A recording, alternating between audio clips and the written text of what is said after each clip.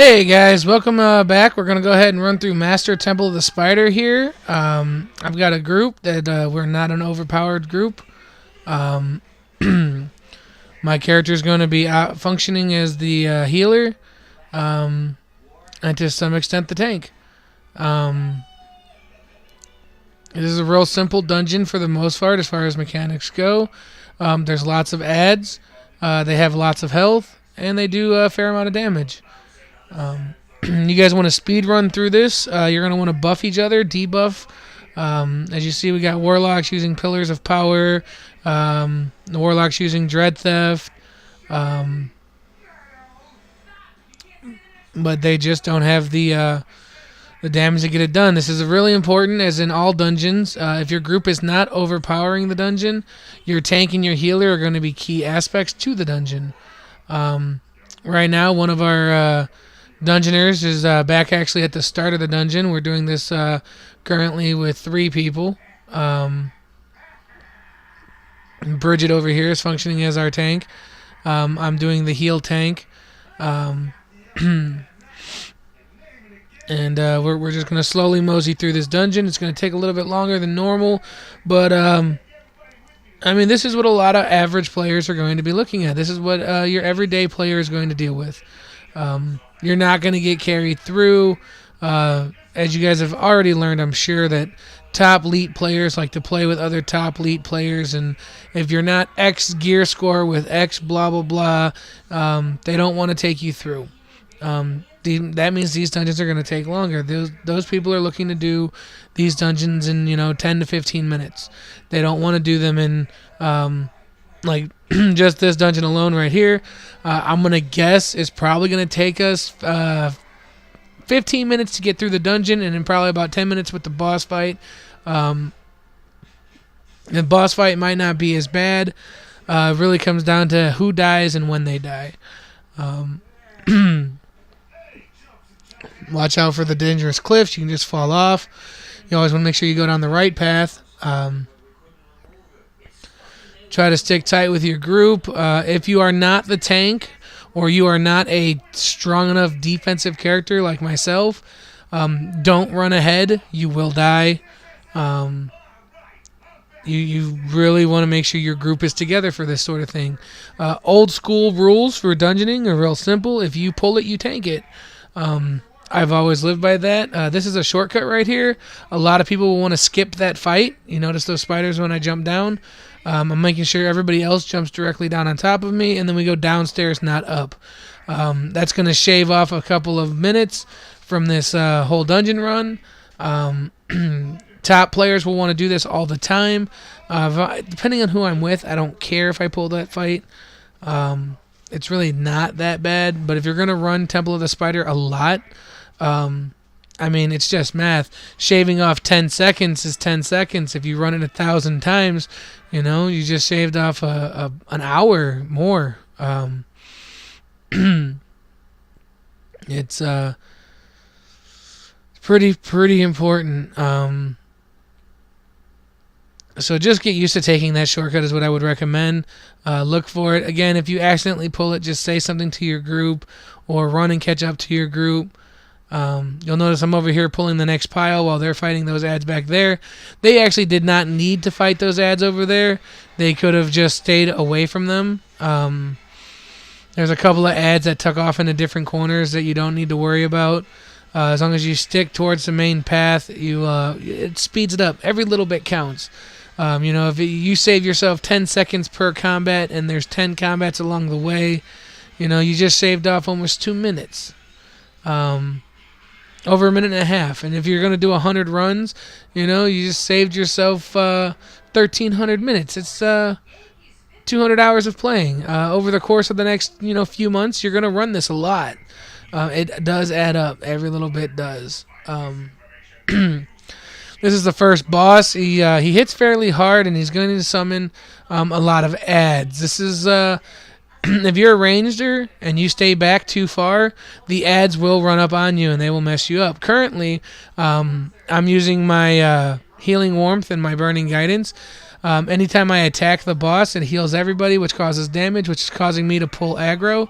This is pulling all those adds into the pile with me in the tank, and it allows our rangers to stay back safely. But you got to be careful. You get out of the my healing path, and there's nothing I can do for you. Each healer is different. A cleric doing this won't do that. Clerics are going to buff right on top of the boss, and when they do that, you're going to want to stand directly on top of the boss. Even in the mess of numbers and colors and visuals, you should always try to stand behind the boss if you're not the tank. Like that's just a solid rule. Stand not next to the tank. I know it seems very simple, and at this point in the game you should already know this, but I have noticed a lot of players run in a direct straight line directly into the battle, and they stand next to the tank and die. If you die, you slow down the dungeon. If you're running away for your life, you're slowing down the dungeon. Here with me, not only am I constantly healing everybody, but you'll watch, I'll go ahead and I'll keep popping my Shield of Faith, which gives everybody 30% bonus armor. I'm using Aura of Courage, and I have the artifact ability for that, which gives everybody a 25% crowd control resistance. I'm a big fan of crowd control resistance. You'll see I'm using the Wisp, and you'll see a lot of my other people are using Wisps. Stat for stat. Here's another shortcut. You can go behind these rocks and avoid this fight. Our tank already pulled the fight, so we're just going to go ahead and fight it.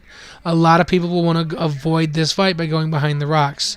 If you don't avoid the fight and you don't go behind the rocks, not only will they stamp their feet and throw a hissy fit, they might vote to kick you, and they might just let you die. And if you die, then they'll die in the next boss, and because the boss is right there around the corner. It proves to be a real pain. Again, just pay attention to what your group is doing. If you're leading the pack, if you are the tank, and you want to take the shortcut, go for the shortcut. People should be following you. Now with this boss, she's going to summon spiders, very much like the last boss. Again, she does a fair amount of damage. You want to not be near the tank. You'll notice even I am standing on the opposite side of her. I can take a hit from her, but I would prefer that I don't have to. If you stand where she can hit you, then she's going to pop you one. A lot of people can't take the hit. Even with my bonus armor and all that on these people, some of my groupies they're taking a lot of damage. And again, adventuring, different groups are going to do this different ways, and I'm currently got all my boons, so doing this with me is a little different than doing with just an everyday average healer. You have to know your group's strengths, your group's weaknesses. So don't jump up and start blaming everybody. Everybody's job is to do their role. The healer's job is to heal. Your job as a DPS will be to stay out of the red AoEs. To expect a healer to heal you and buff you through that, you're expecting a bit much. You're expecting them to do more than their own job. As you get farther in the game and you get to more advanced playing and you get more of your boons and all of that, you can start building squads that do those extra things. But until then, it's not going to happen, and you shouldn't expect it. Do the best that you can with your class for what it's supposed to do. I recommend everybody uses team buffs. You're going to have a lot of people who come in here, and you might have... you think that doing your big super ultimate attack is the best thing ever because your damage is biggest. That is not the case. This is all about team play if you're trying to speed run through it.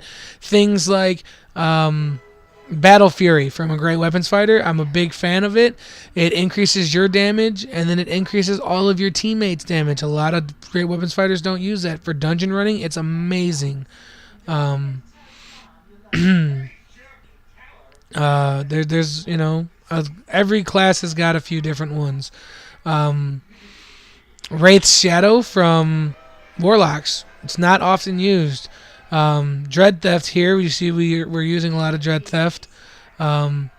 But like I said, Wraith's Shadow, when it's maxed out, I want to say it puts a 20% debuff on the enemy. Using Lanterns of Revelation, that's a great one to use to increase everybody's damage. You know, make sure you're using your artifacts when you do these dungeons. I know a lot of people, they come in here and they want to, oh, wait, right here we got another shortcut we're going to take. Up there's a battle. We're going to avoid that by jumping down right here. So everybody's going to hop down. We're going to pull the next set of ads. Watch out for all the AoEs because there's a lot of them and they do a lot of damage. Again, if you are not the tank or you are not tanky, you should not run up in there. If you do, that'll happen. Probably worse. Right now, my character is sitting with about 24,000, 25,000 defense when he's fully procced. I'm also using a negation rank 10, which is giving me bonus defense when I get hit. My armor sits around 140 to 160%. So as far as being a tank, I am very tanky, and I can heal myself. If you are not that guy, don't go in there. But like I was saying, buffs, team buffs, dropping your Pillar of Power. You see we got a lot of Warlocks here. They're using their Pillar of Power from range because they don't want to step up. They don't want to get hit. Pillar of Power is something that you can actually drop underneath the ads while the tank is tanking. It will make the tank not only take less damage because he gets buffed by the Pillar of Power, assuming that you're using the feats for it. But it will also decrease the damage the enemy is dealing that is standing in it. So it's really good to throw underneath the enemy also. Again, it's a team buff. It's not a stay back and solo buff yourself move. I really make sure you're building for team group play. Everything you do to buff everybody else, it's all beneficial. You'll see here I have Bane on my enemy. I keep Vow of Enmity on my enemy. Bane allows me to make the enemy take 30% more damage and deal 30% less damage. You mix that with Vow of Enmity, makes it to where anytime anybody hits him, they get healed. So I am constantly debuffing the enemies and causing heals to be happening. That's why you see all this burning guidance and healing warmth. My artifact of choice is the Paladin one. As you can see, we're standing right here. I have turned on Shield of Faith and my Paladin aura. Anybody in the blue circle currently has 50% bonus armor. This turns everybody into little mini tanks. It makes it easier for me to heal you, and it makes it to where you don't die. You start running away from the ads and they start jumping at you, they can kill you. You'll lose my protection, you'll lose my healing, and there's nothing I can do about that. Now again, different healers, different styles, but even for the most part, clerics, when they go in to do that sort of thing, they're going to drop their Astral Shield. Astral Shield will negate X amount of damage from people getting hit in the circle. You want to get up there and you want to drop all your debuffs and all your buffs. Again, different classes, different buffs, different boons, different everything. Make sure that you are trying to build as a team. One thing that a lot of people fail when they come in here, you're going to hear about weapon enchantments. Everybody and their brother wants to have the Vorpal or the Dread as DPS. And for personal damage on the leaderboard, yeah, that is going to shine nicely. I personally am not a big fan of everybody running Vorpal and Dread. I don't mind having one guy who's run Dreads who build strictly towards being an empowered class, like a Control Wizard. That's pretty nice if they're a crit build. But I prefer my Control Wizards to be all about control, not so much crit. I prefer the extra control bonus from their pets. A Warlock is really nice for his encounter powers. A Warlock with Dread, I think, is really nice, as long as they have the right stats to keep pumping it out. High recovery, for example. High recovery, high crit. Dread or Vorpal enchantments, I'm really cool with that being on either the healer if you need bigger heals. If you're going with a buffer instead of a healer, then you might want to put the Vorpal on something that's going to use your at-wills. A ranged ranger, for example, will use a lot of at-wills for a lot of big hitting damage. You'll see here one of our guys went down. But the idea is you want to use different enchantments for different buffs and debuffs. I'm a huge fan of Plague Fire. A lot of people aren't. A lot of people don't realize how powerful Plague Fire really is. It not only makes the enemy deal less damage by reducing their power, but it also makes you Makes your entire team deal more damage because it reduces their armor. So guys, as you can see right here, we are fighting the boss. I'm going to skip ahead because it takes a minute. You see the lasers? The blue laser here is going to heal the boss. I'm going to stand between the boss and the laser and eat it. It's good to have at least somebody. Even a DPS can stand there. The tank normally is going to eat the red laser. I'm eating it for this turn fight just to make things simpler on everybody. I'm able to take that hit. The tank is standing on the door side. But normally he'll be standing where I am. You move back and forth. You got to make sure the blue laser does not hit the boss. If the blue laser hits the boss, it heals her for a lot of health. It'll take longer than it already is taking us. This is the whole fight. There's a lot of ads that get spawned up. You have to be careful. They will do a lot of damage. If you bring the ads close enough, your healer or tank will probably pull their threat, and you won't have to worry too much about them. Other than that, I mean, the boss is fairly simple as long as you know about these two lasers. I personally, like I said, just moving back and forth and eating these up. This is Temple of the Spider, guys. It's been a real quick trip through for the most part. You'll get faster runs and slower runs out of people.